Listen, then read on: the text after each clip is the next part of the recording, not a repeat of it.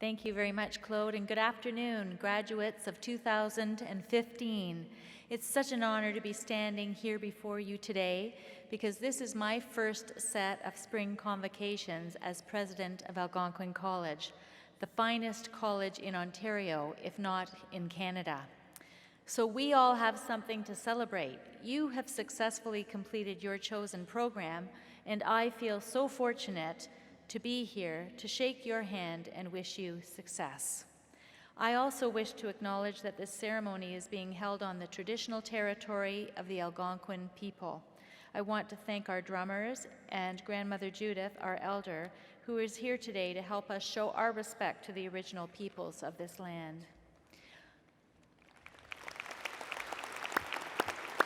Thank you. Thank you very much. On behalf of the Board of Governors of Algonquin College, I want to welcome all of our graduates, their families and friends here today. I also want to welcome all who are watching this ceremony through live streaming, as Claude said. You may be here in Ottawa, but unable to join us here at the Canadian Tire Centre, home of the 2016 Stanley Cup winners. Or you may be watching from around the world. You know, it's impressive to me that we have students at Algonquin from 94 countries. That's the winter 2015 count.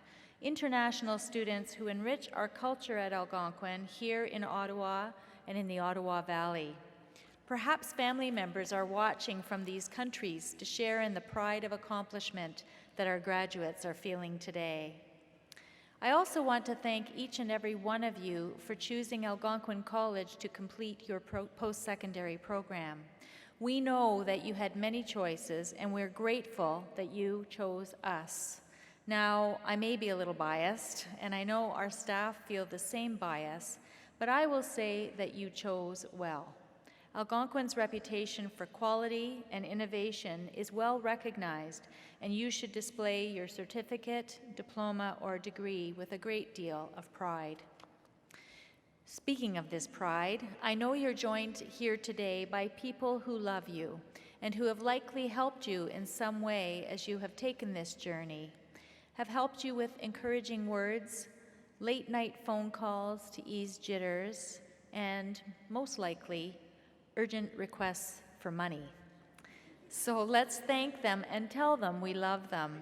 If you're a family member or friend of a graduate and you're able, could you please stand so our graduates can show their gratitude? Please stand. And graduates, show your gratitude.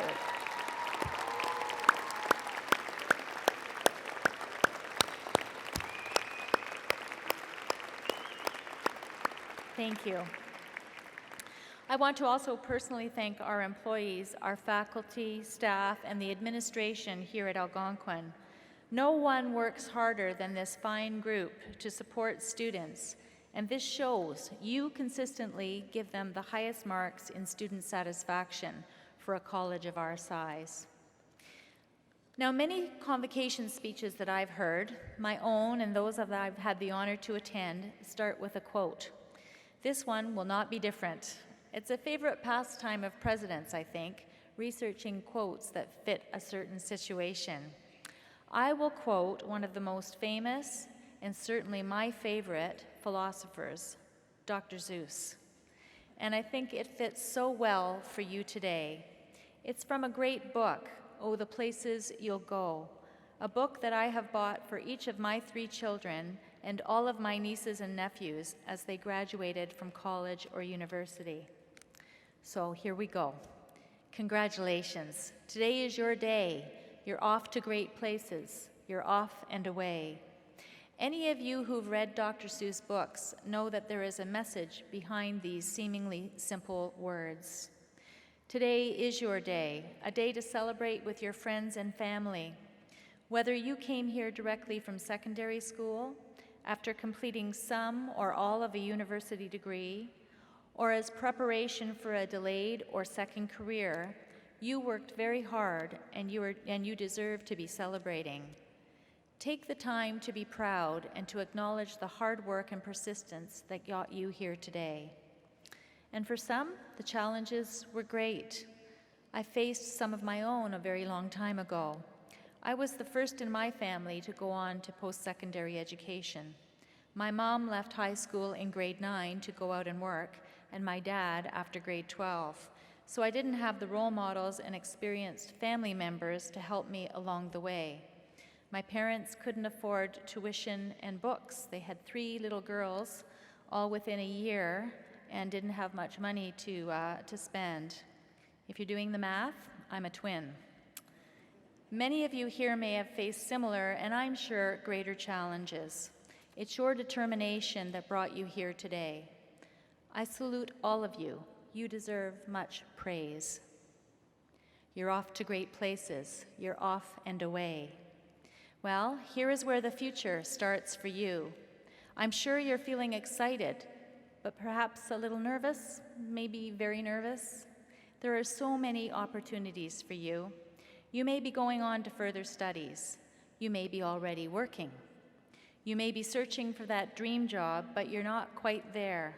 Don't worry, it will come. I had great advice once from a friend. If you're offered a job, take it. It may not be your dream job, but you'll be off and away, and who knows where it will lead. I graduated a long time ago with a chemistry degree, took a job that was offered to me in product development at a large international company right out of school. I stayed with that job for 2 years, but it wasn't technical enough for me. So I started looking and found a great job in a steel mill. That's right, a steel mill, developing new test methods and health and safety procedures. I was happy enough and may have stayed there for some time. Then something happened. As Dr. Seuss says, I'm sorry to say so, but sadly it's true that bang-ups and hang-ups can happen to you. I experienced a significant bang-up. I was told that I was being laid off because of a turn in the economy. So I had to dust myself off, after much feeling sorry for myself, and think about my next steps. Maybe some of you did the same, and that is what led you to Algonquin. I was asked to take a contract position teaching chemical technology and metallurgy at a college. I was offered a job, and I took it. I thought I would try it for a couple of years.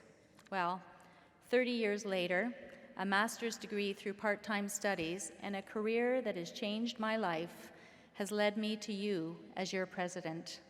A career that I would never have imagined when I was in your seat, waiting for my name to be called at my convocation.